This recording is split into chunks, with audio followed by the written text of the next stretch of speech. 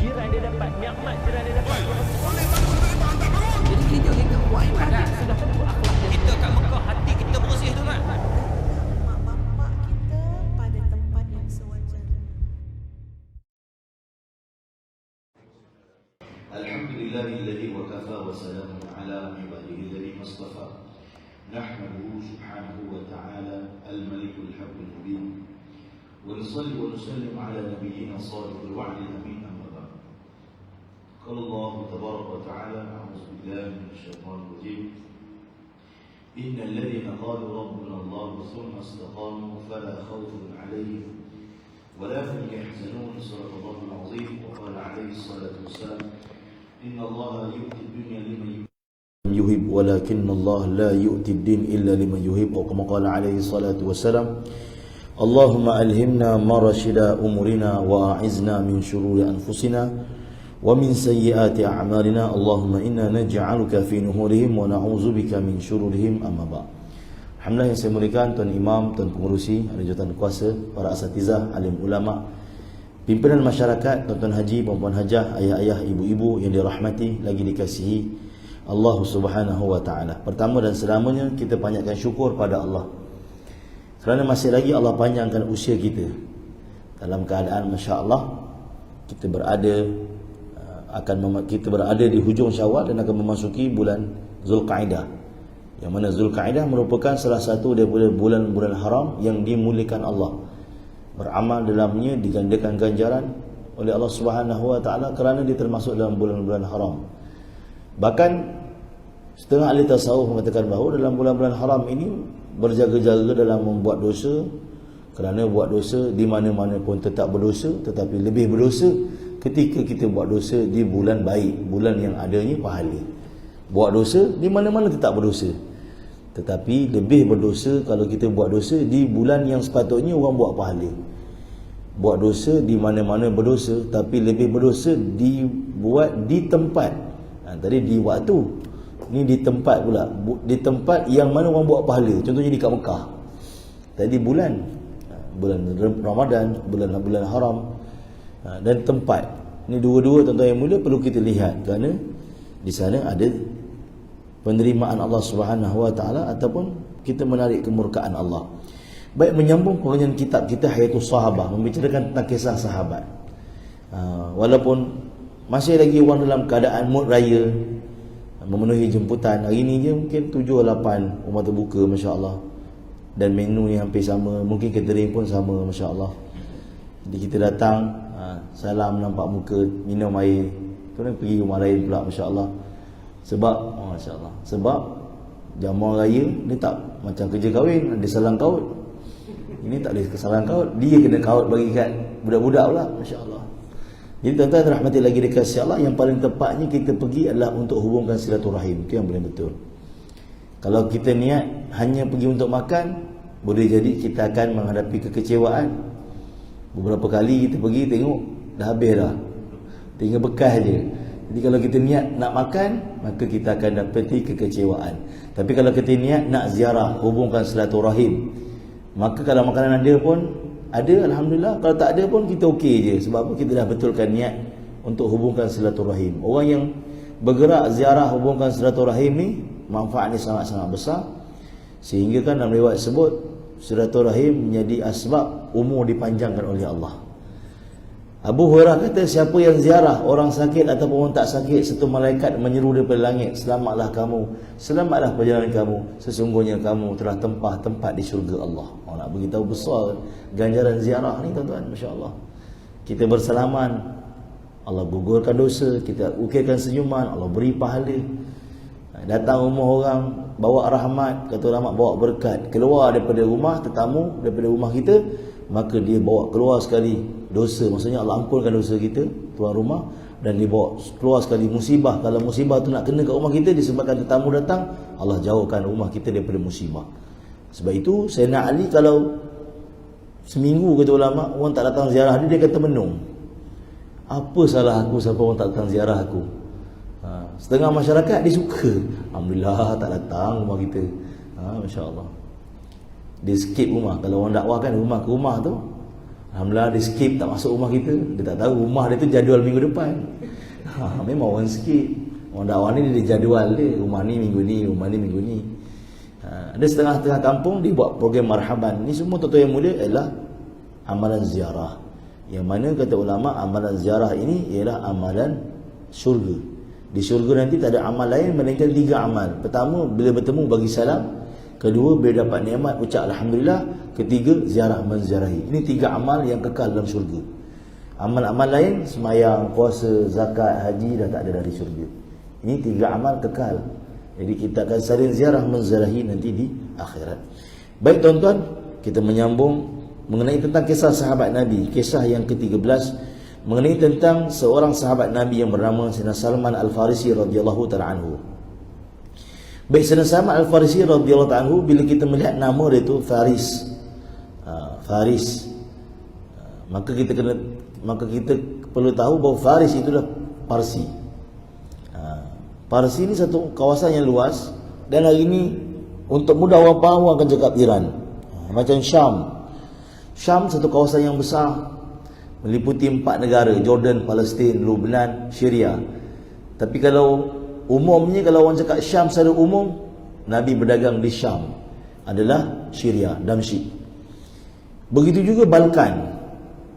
Bila orang sebut Balkan, dia meliputi 9 ataupun 13 negara, termasuk Bosnia, Makedonia, termasuk Greece, termasuk Montenegro, Croatia, Slovenia, Hungary. Dia beberapa negara, 13, ada kata 9, ada kata 13. Tetapi kalau orang sebut secara khusus, saya ada program kat Balkan, dia menunjuk kepada Bosnia sebenarnya. Jadi setengah-setengah negara ni dia punya kawasan dia, dulu empayanya besar, tapi kalau disebut, kalau khusus kalau kita amati, maka kita akan faham tempat yang dimasukkan itu di mana. Begitu juga Parsi secara umumnya luas, termasuklah sebahagian bawah Turki sekarang, termasuklah sebahagian Iraq, termasuklah negara-negara yang di Asia Tengah seperti Azerbaijan, Turkmenistan, Tajikistan, ini termasuk dalam empayar Parsi. Tapi kalau orang sebut secara khusus Parsi itu adalah di Iran. Lebih jelas, lebih mudah orang faham, Parsi itu adalah Iran. Baik, Salman Farisi adalah sahabat Nabi yang asalnya daripada Parsi, Masya Allah. Tapi kalau Faris, ni kalau Faris, lain pula ejaan Arab dia kan. Faris itu memasuk pekuda, kan. Sebab itu kita kena melihat kepada ejaan tu tadi, Masya Allah. Baik, Salman Al-Farisi radhiyallahu ta'ala anhu, dia buka kisah ni, walaupun dalam kitab ni tak sebut, tapi dalam kitab lain cerita, termasuk dalam Isabah, kisah-kisah sahabat yang ditulis oleh Imam Ibn Hajar Al-Asqalani, yang mana merupakan kitab kisah sahabat paling tebal dalam dunia. Sampai sekarang tak ada orang lagi tulis kitab tebal macam tu pasal sahabat. Nama kitabnya Al-Isabah fi Tamyiz Sahabah, 15 jilid, satu jilid 1000 helai, dikarang oleh Al-Imam Ibn Hajar Al-Asqalani rahmatullah alaih. Kalau tuan baca kitab Ta'lim Fadil Amal bab kisah sahabat, tuan-tuan akan jumpa nanti Maulana Zakaria tulis ada kisah-kisah tu, diambil daripada kitab tu, di bawah tulis Isabah. Senang je sebut, tapi sekali tengok kitab dia pengsan gitu tuan-tuan. 15 jilid, satu jilid 1000 helai. Kisah sahabat paling lengkap terdapat dalam kitab tersebut. Kalau kisah Nabi Muhammad sallallahu alaihi wasallam, kisah Nabi Muhammad sahaja, tak masuk kisah orang lain, Nabi Muhammad je yang paling panjang, ditulis oleh Imam Muhammad bin Yusuf rahmatullah alaih dalam kitabnya Subulul Huda war Rasyad. Sama juga 15 jilid, satu jilid 1000 helai, 15 jilid.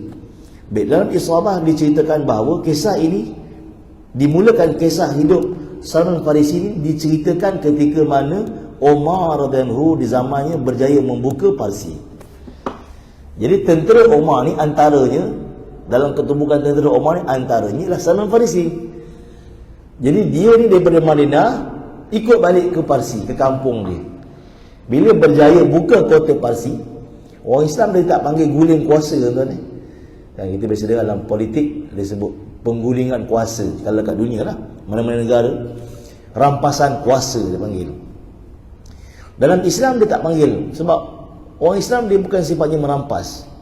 Maka sebab itu dalam sirah disebut pembukaan, Fatah Mekah. ataupun Fathul Mekah, pembukaan kota Mekah. Dia tak panggil rampasan kuasa Mekah. Abu Sufyan dah tak jadi ketua dah, kami dah rampas kuasa. Tak. Apa beza Fatah Mekah? Apa beza pembukaan dengan rampas? Rampas dengan kekejaman, dengan dendam. Tapi Fatah, pembukaan dengan kasih sayang. Saya pun duduk dalam rumah Abu Sufyan akan dimaafkan, duduk dalam rumah Abbas bin Abdul Muttalib akan dimaafkan, duduk di masjid akan dimaafkan, duduk dalam rumah sendiri pun dimaafkan. Ini Fatah, pembukaan. Indahnya Islam tu. Begitu juga pembukaan di kota-kota yang lain. Futuhul Syam, pembukaan kota Syam. Futuhul Iraq, pembukaan Iraq. Futuhul Fars, pembukaan wilayah Parsi. Jadi pembukaan adalah kataan yang digunakan untuk bila mana tentera Islam membuka kota itu. Baik, tuan-tuan, kita kena jelas dalam sudut siasah politik Islam dalam zaman sahabat ni. Mereka pada ketika itu, kalau kita tengok dalam sirah sahabat, mereka pada ketika itu datang mendakwahi raja-raja ataupun pembesar-pembesar ketika itu tidak menginginkan kedudukan raja itu. Kita tengok dalam sirah, dalam itu sahabat pun cerita, mereka datang untuk betulkan keyakinan raja itu, untuk daripada yakin pada makhluk pada yakin pada Allah, daripada syirik kepada iman. Dan kamu memerintahlah dengan cara kamu terus memerintah, tapi dengan cara Islam. Itu je. Bukanlah dia pergi satu negara, katalah dia pergi Parsi, kamu turun aku naik. Bayangkan tuan-tuan, sahabat Nabi pergi bukan nak ambil rampasan kuasa ataupun nak ambil kedudukan dia. Sahabat pergi untuk bawa daripada iman, pun dia tak suka. Apatah lagi kalau sahabat pergi lawan dia. Tapi kata ulama, itu pada permulaan.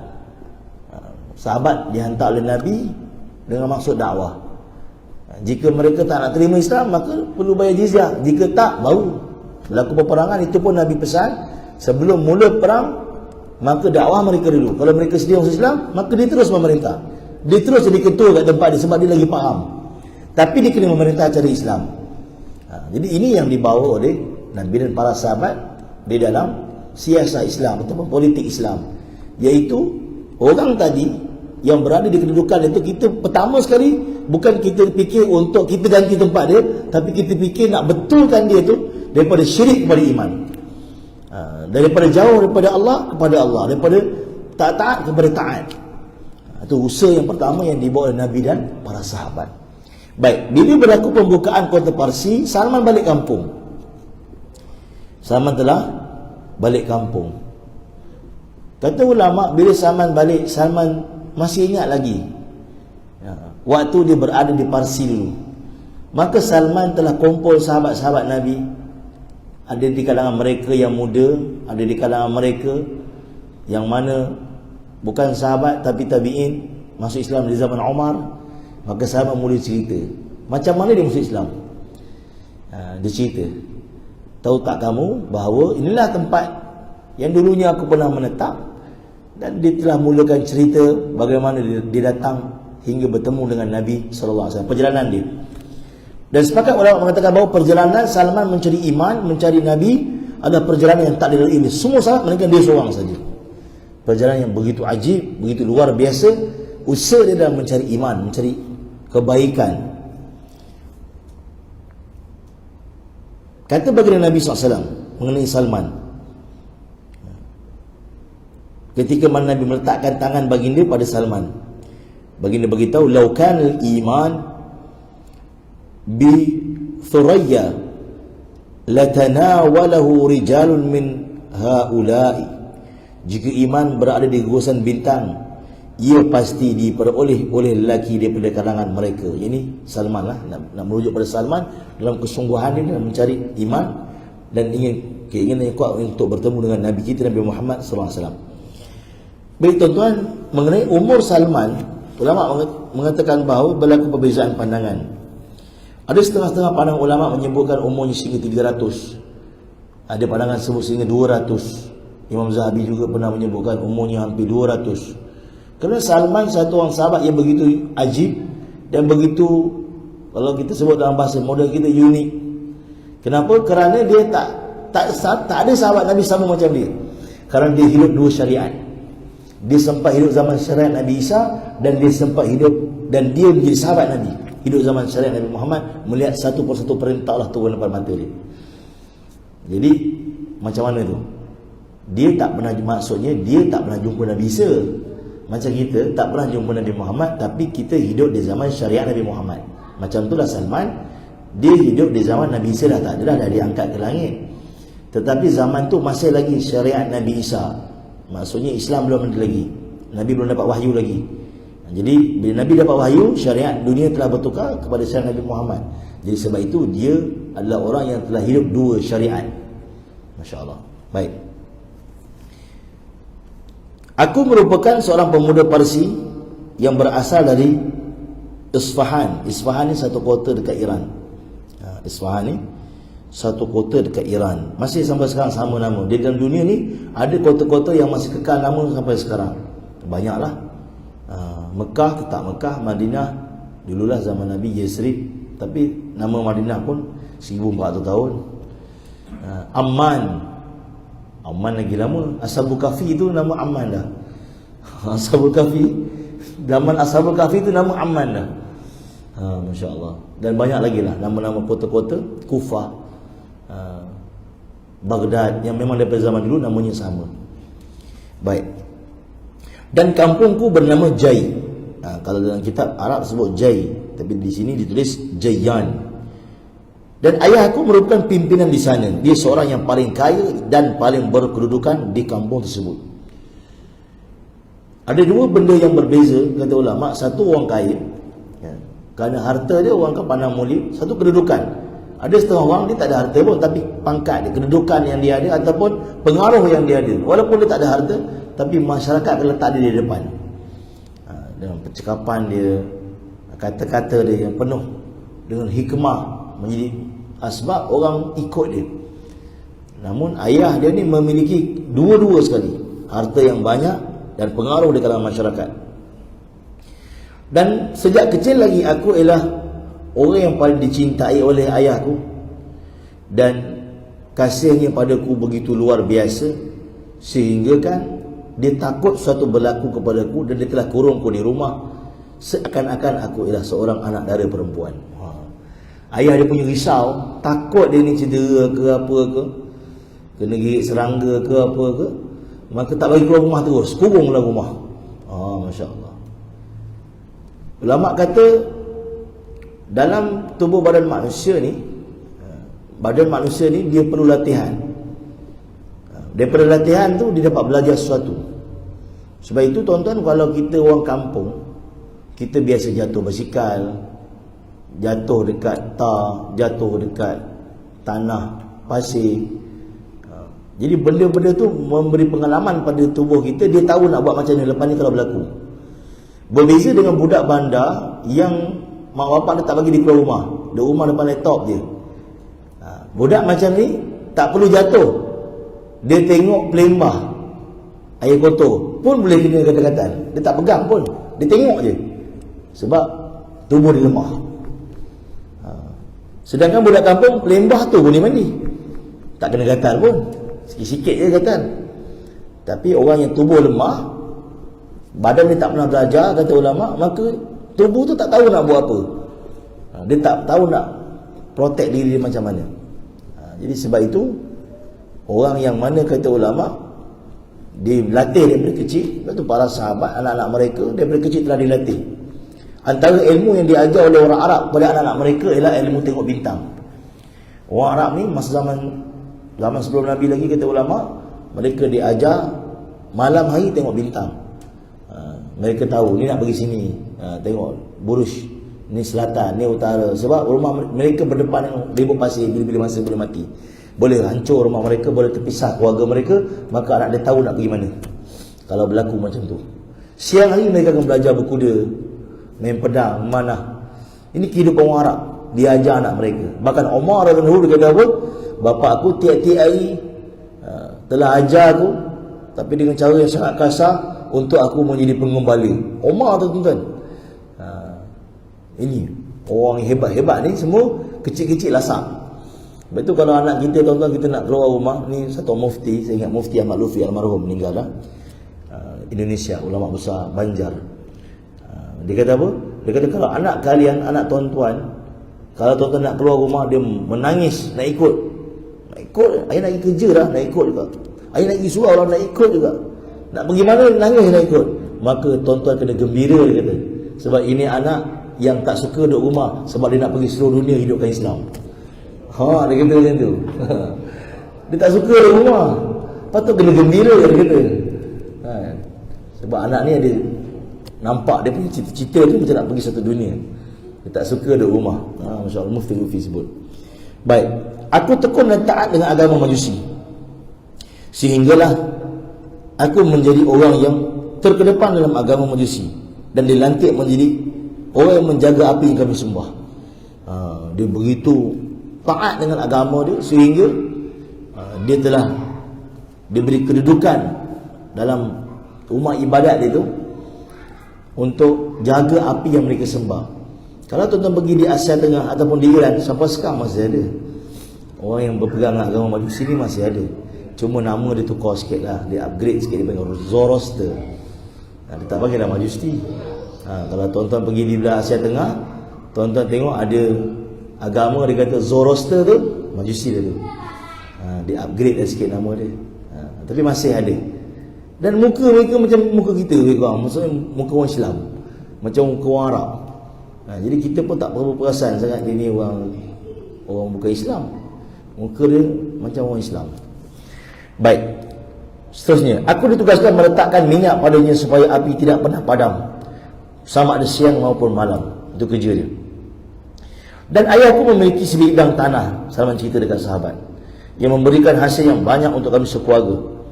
Dan tanah itu diurus sendiri oleh ayahku.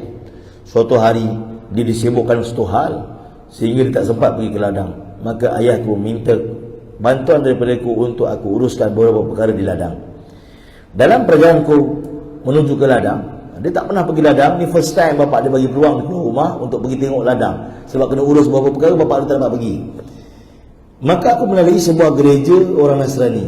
Dan pada ketika itu agama yang betul ialah agama Nasrani, mengikut syariat Nabi Isa lah.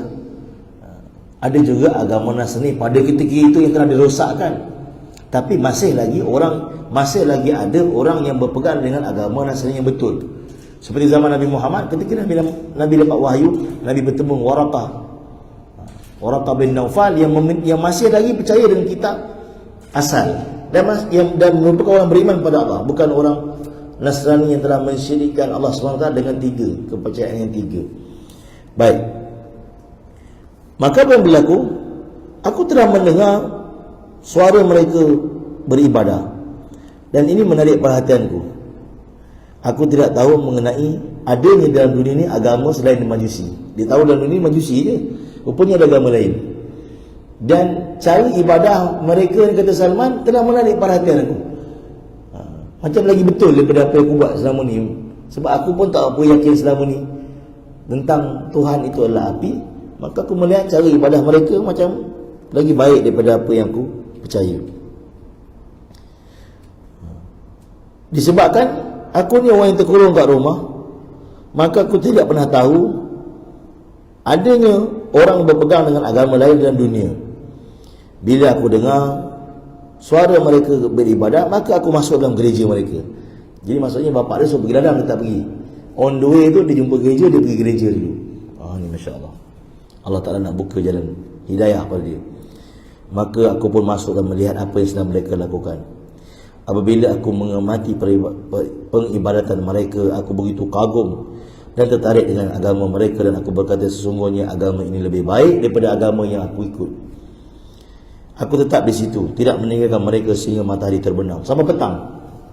Bapak dia santau, dia pagi tu sampai petang dia tak balik. Dia asyik tengok begitu luar biasanya agama yang dilihat. Dan aku tak pergi ke ladang. Lalu aku menemui mereka setelah mereka selesai beribadah, dan aku bertanya, dari mana asalnya agama yang kamu ikut ni? Maka mereka berkata, dari Syam, dari wilayah Syam. Setelah malam barulah aku pulang ke rumah. Maka bapaku menemuiku dan bertanya apa yang telah kulakukan di ladang siang tadi. Maka aku pun berkata, wahai ayah, tadi aku melihat sekumpulan manusia beribadah di sebuah gereja mereka. Aku tertarik dengan agama mereka yang aku lihat. Aku berada bersama mereka sehingga matahari terbenam dan aku tak pergi ke ladang. Ayahku terkejut dan marah dengan perbuatanku. Hal itulah kali pertama aku dibenarkan keluar daripada rumah. Maka ayahku terus berkata, wahai anakku, agama tersebut tidak mempunyai apa-apa kebaikan. Agamamu dan agama nenek moyangmu lah jauh lebih baik daripada agama mereka. Aku mengatakan, tidak ayah, pada pandanganku sesungguhnya agama mereka lebih baik daripada agama kita. Dia bagi pandangan pula. Ayahku sangat bimbang dengan kata-kataku, walhal aku baru kali pertama dibenarkan keluar rumah. Maka ayahku telah mengurungku. Bukan itu saja, dia telah rantai kedua-dua kakiku. Sebelum ni kena kurung je, boleh hidupkan api lagi untuk agama Majusi. Sekarang ni kena rantai kaki. Sebab bapak dia risau, dia ikut. Sebab tengok pada kesungguhan dia tu, keinginan dia tu, nampak macam memang dia akan tinggalkan agama yang dia ikut. Dan Salman ketika itu tuan-tuan, dia faham kalau nak tahu betul agama ni, jangan ikut orang yang kat gereja tu, kena pergi Syam. Sebab agama ni asal kat Syam. Dia faham macam tu. Sebab tu ada setengah-setengah orang dia faham macam tu lah, mencari agama Islam ni daripada mana? Daripada Mekah. Maka dia pergi cari kat Mekah. Masya Allah. Dan ada juga setengah daripada mereka yang mana membuat kajian sebelum masuk Islam. Seperti mana beberapa tokoh di Amerika Syarikat, mereka masuk Islam dengan kajian mereka. Dan baru mereka pergi ke negara-negara Islam. Sehingga ada tokoh di Amerika Syarikat, dia mengarang satu buku. Dia kata, Islam di timur, Islam di timur, Muslim di timur, Islam di barat. Kalau tuan baca buku tu kan, dia kata, alhamdulillah Allah bagi taufik aku masuk Islam sebelum pergi negara Islam. Kalau aku pergi negara Islam, mungkin aku tak masuk Islam, dia kata. Ada juga pengkaji-pengkaji yang menulis macam tu. Sebab dia kata amalan orang Islam ni ada dekat negara barat, seperti kebersihan dan beberapa perkara, attitude beratur. Ni sifat orang Islam sepatutnya, tapi tak ada kat negara orang Islam. Kajian-kajian mereka lah. Sebab itu usaha dakwah ni tuan-tuan bergerak bukan untuk dakwah orang kafir saja, bahkan untuk dakwah orang Islam juga, supaya kehidupan mereka lebih baik. Banyak orang tanya, kenapa dakwah orang Islam, kenapa tak dakwah orang kafir? Kalau kehidupan orang Islam yang jauh daripada Allah, maka perlu diutamakan, kata ulama, kalaulah dua orang jatuh dalam lubang, satu tu adik kita, satu lagi orang luar, kita akan angkat adik kita dulu, baru angkat orang luar. Begitu keadaan umat ini. Begitu ramai orang Islam, tapi masing-masing masih kosong. Maka sebab itu kata ulama, usaha orang Islam itu adalah perlu untuk mengajak mereka kembali dekat dengan Allah Subhanahu Wa Taala. Di masa yang sama kita mengajak orang bukan Islam kepada Islam. Baik, seterusnya tuan-tuan, apa yang berlaku? Aku telah menulis surat dan aku minta temanku untuk menghantar kepada orang Nasrani di gereja. Dan aku mengatakan, jika ada kafilah yang pergi ke Syam, kamu beritahu aku, kerana aku nak ikut pergi ke sana. Dia tulis surat. Ulama kata pada ketika itu cara paling mudah untuk pergi ke satu negara ialah kita tumpang kafilah. Kafilah-kafilah dagang ni. Zaman tu tak ada kenderaan-kenderaan awam. Kenderaan-kenderaan awam, kalau ada pun, kalau ada kenderaan pun orang kaya-kaya. Maka cara paling mudah kita ikut kafilah dan kita bayar dengan kadar apa yang kita mampu, ataupun memberi khidmat kepada mereka sebagai balasan bayaran untuk mereka bawa kita ke tempat yang kita nak pergi. Jadi tuan-tuan, tidak lama kemudian ada kafilah yang akan pergi ke Syam. Mereka memaklumkan kepadaku, lalu aku berusaha untuk merungkai ikatan di kaki sehingga berjaya. Aku pun tinggalkan rumah dan mengikuti rombongan tersebut dan bertolak ke Syam secara senyap-senyap. Sesampainya aku di sana, aku bertanya di sana, siapakah orang yang paling baik di kalangan penganut agama ini? Dia telah pergi ke Syam dan sampai di sana dia tanya, siapa orang yang paling baik agama, siapa yang orang paling baik dalam mengamalkan agama di sini? Dia nak jumpa orang paling alim.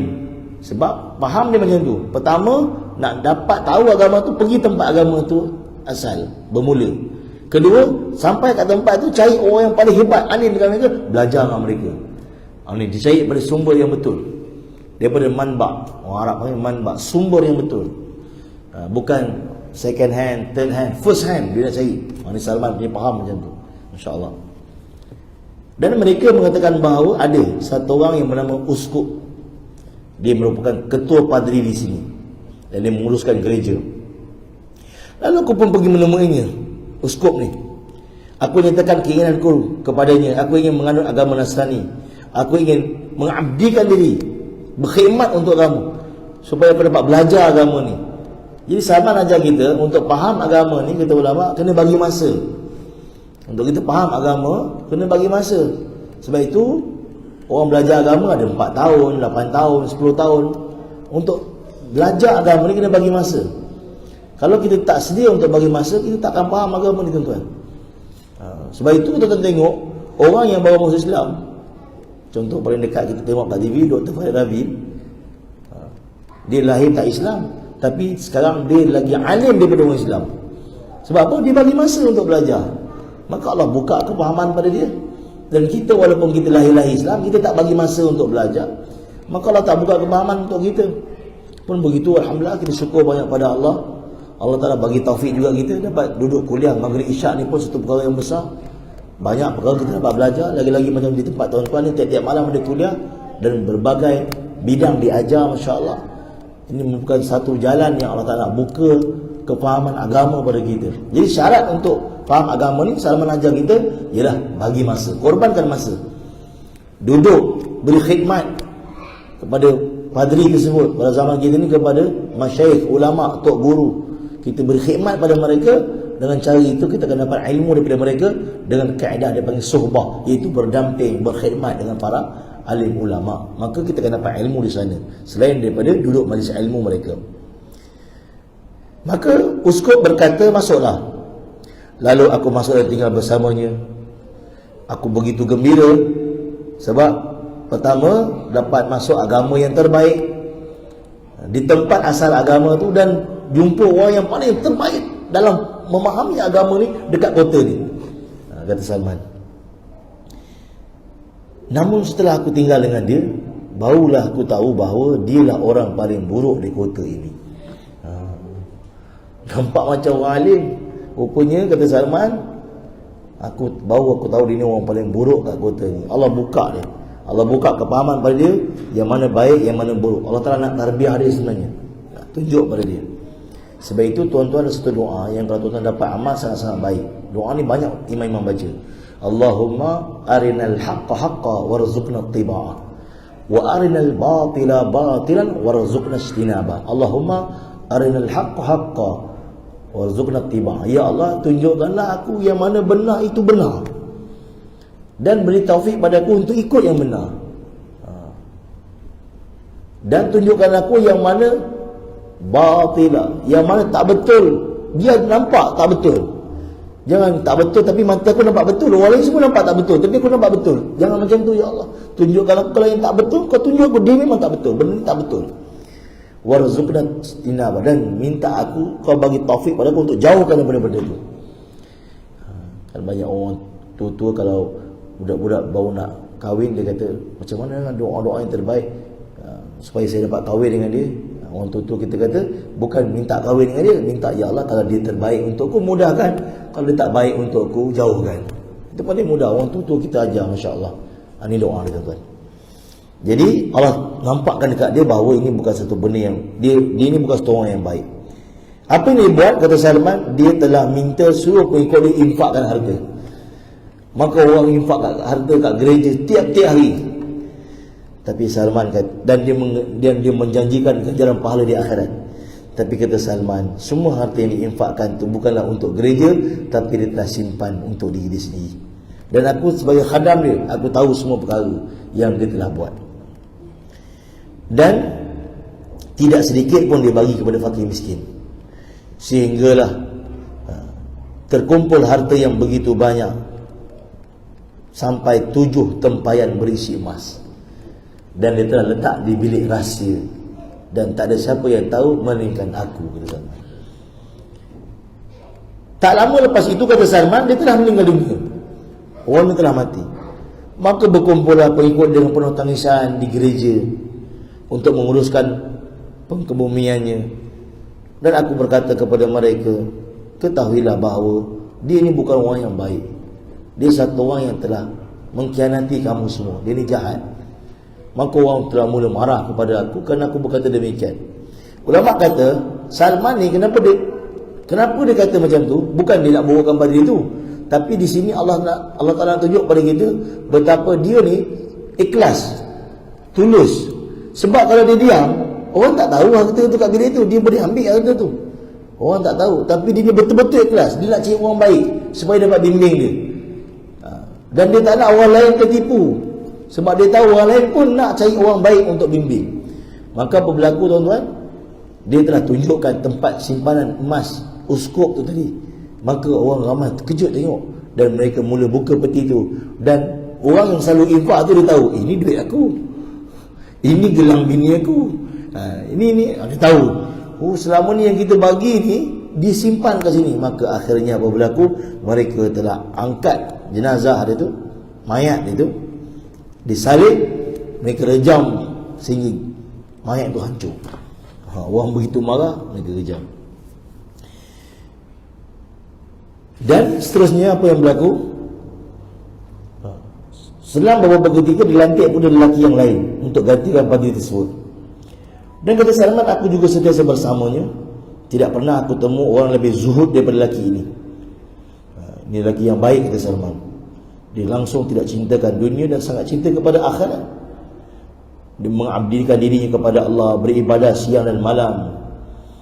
Dan tidak ada orang yang lebih mencintai akhirat di kota ini melebihi dia. Dan aku sangat menyayanginya, dan aku berkhidmat kepadanya, dan banyak aku dapat belajar daripada dia.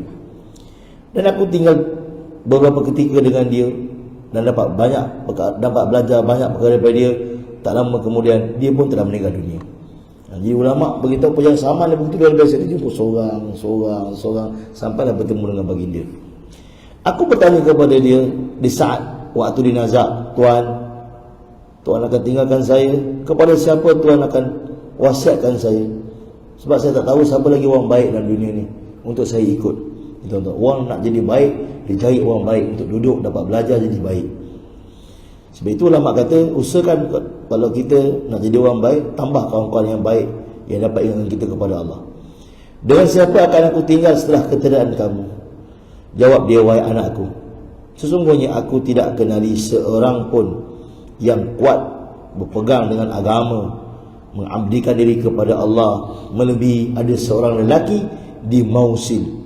Mausil ini terletak di Iraq, terletak di Iraq. Sekarang ni dia dekat Syam. Mausil ni dekat Iraq, dekat dengan sungai Dajlah.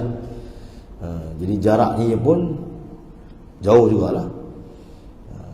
Syam dengan Iraq walaupun sebelah, tapi kalau kira Damsyik nak pergi ke sungai Dajlah tu jauh. Sebab sungai Dajlah ni dia masuk 3 negara, Syria, Iraq dan juga Turki. Dia dekat Cizre sana tu, dekat bawah Turki. Jadi tuan-tuan, apa yang berlaku? Setelah itu dia telah meninggal dunia. Dan dia juga, sebelum meninggal, dia mengatakan juga lelaki itu ialah orang yang jujur dan tidak menyeleweng dan tidak mengubah kebenaran kitab asal. Maka kamu pergilah untuk menemuinya.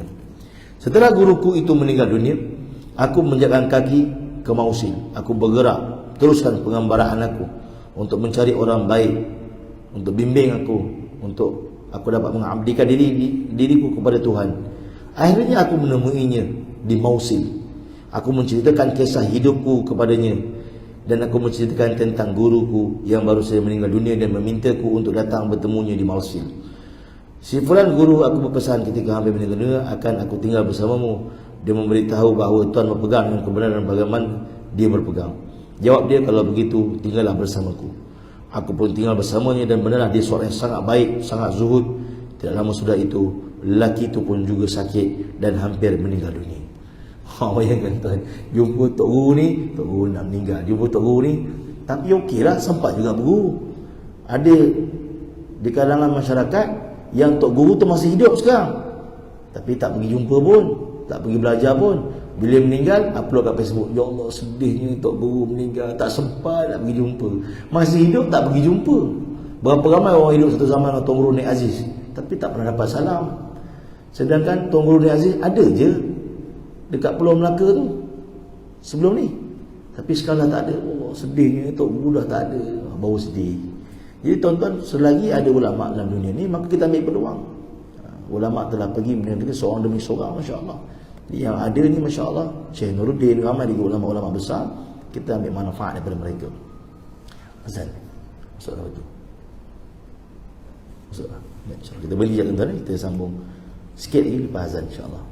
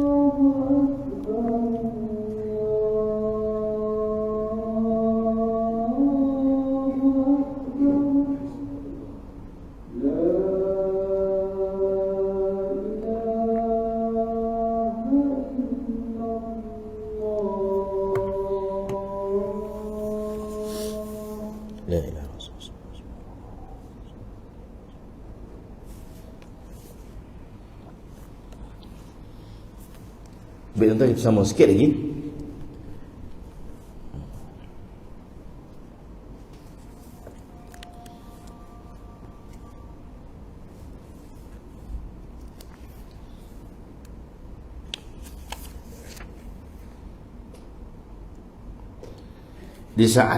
Di saat guru yang dimausil yang saleh itu sakit,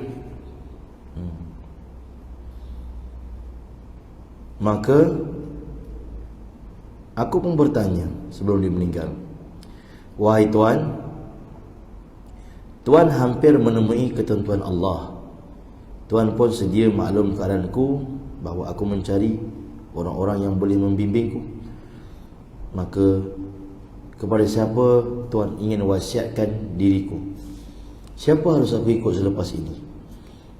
Jawabnya, wahai anakku, demi Allah, aku tidak tahu lelaki yang baik dalam dunia ini melebihi seorang lelaki di Nasibin. Nasibin ini satu kota yang pertengahan jalan perdagangan dari Mosul nak pergi ke Syam. Jarak daripada Mosul nak ke tempat ini 6 hari perjalanan. Maka kamu temuilah dia. Maka kamu temuilah dia. Jadi tuan bayangkan dia punya pergerakan tu. 6 hari perjalanan. Selesai sahaja, kemudian selesai dari kata-katanya, tak lama kemudian dia telah meninggal dunia. Rahib-rahib pada zaman ini tuan-tuan, sebab itu dipanggil rahib. Rahib ataupun bahasa Arab perkataan pada rahbaniyah, sifat rahbaniyah, sifat kerahiban. Rahib ini mereka kalau tak cinta dunia, betul-betul punya tak cinta dunia. Makan apa ada, tak berkahwin, betul-betul sifat kerahiban tu. Dalam Islam tidak ada kerahiban macam ni. Namun kata ulama, kemuncak kerahiban bagi satu orang mukmin itu cukuplah untuk dia tak cinta pada dunia. Itu dah rahib dah tu. Maksudnya dalam Islam ni kena kahwin, sunnah. Kena kahwin, makan. Dia jangan sampai kita puasa tak buka-buka. Sebab ada manusia yang mana nak dapat sampai kerahiban ni sampai tahap macam tu. Puasa tak nak buka. Dahsyat. Mereka tak berkahwin. Mereka betul-betul tawajuh kepada amal. Namun dalam Islam dipanggil la rahbaniyah. Rabbaniyah, la rahbaniyah. Rabbaniyah, pengabdian diri yang betul pada Allah dalam mengikuti sunnah Nabi SAW. Bukan dengan apa yang kita faham. Kalau kita amal agama ikut apa yang kita faham, maka kita akan rugi. Kalau kita nak tengok kezuhudan ataupun kehidupan yang begitu mujahadah untuk dunia ni, sami lagi mujahadah. Yang kelas atas boleh pakai selipar, yang bawah punya baru balik belajar, macam baru balik daripada Madinah Azhar macam tu, baru jadi ustaz, tak boleh pakai selipar. Yang dah lama sikit pakai selipar tu pun selipar Jepun, tak boleh pakai Lee Cooper. Ihram sepanjang masa. Kita waktu umrah haji je, dia sepanjang masa. Makan tak boleh makan yang berdarah, makan sayur. Masya Allah. Sebab itu kata ulama, kalau dalam Islam kerahiban, kemuncak kerahiban tu cukuplah dia tak cinta dunia. Sebab itu kata ulama, dunia ni di tangan, di hati jangan. Di tangan, di hati jangan. Bukan sampai jual kereta, jual rumah, tak. Guna kereta tapi kereta jangan masuk dalam hati. Ini beli kereta termenung tengok kereta, cantik kereta aku ni, masuk dah tu dalam hati. Dia jangan masuk dalam hati, kat tangan je kata ulama dunia ni. Itu puncak kerahiban bagi umat ni. Betul, insyaAllah pada pertemuan yang akan datang kita akan sambung lagi mengenai kisah Salman Farisi, mengenai perjalanan seterusnya. Jadi Salman tadi tuan-tuan, kalau kita susun balik, dia ni daripada Jayan pergi ke Syam, Syam pergi Mosul, sekarang nak pergi ke Nasibin. Nasibin nama tempat ni. Baik, Nasibin juga kalau dalam istilah agama dipaham oleh setengah golongan ataupun dalam istilah akidah, Nasibin bermaksud golongan yang anti keluarga Nabi. Dipanggil Nasibin, allergic dengan keluarga Nabi. Itu kalau dalam istilah akidah lah. Jadi tuan-tuan, semoga Allah pelihara kita daripada jadi Syiah dan juga Nasibin. Nasibin ni berpunca macam mana? Nasibin ni masalah akidah. Orang Nasibin ni berpunca daripada dia takut jadi Syiah asalnya. Kita pun semua tak nak jadi. Tapi ketakutan itu sehingga membawa kepada dia terjun lubang yang lain, namanya Nasibin. Lagi bahaya pula. Macam mana boleh jadi? Okey. Dia faham Syiah ni terlampau agungkan Sayyidina Ali dan keluarga Sayyidina Ali, Fatimah dan lain-lain. Baik. Dan kita ahli sunnah wal jamaah boleh disuruh untuk cinta keluarga Nabi. Tapi pada tahap yang Allah Ta'ala benarkan, pada tahap yang ulama kita ajar, pada tahap yang Nabi tunjukkan pada kita pada garis panduan yang betul, bukan sampai terlampau. Namun disebabkan ketakutan dia, takut jadi Syiah tadi, sehingga kan dia tak boleh dengar nama Ali. Bila kita kata malam ni ustaz ni mengajar kisah riwayat Sayyidina Ali, Sayyidina Ali, hai ustaz tu kena cek kot, betul ke dia sunnah?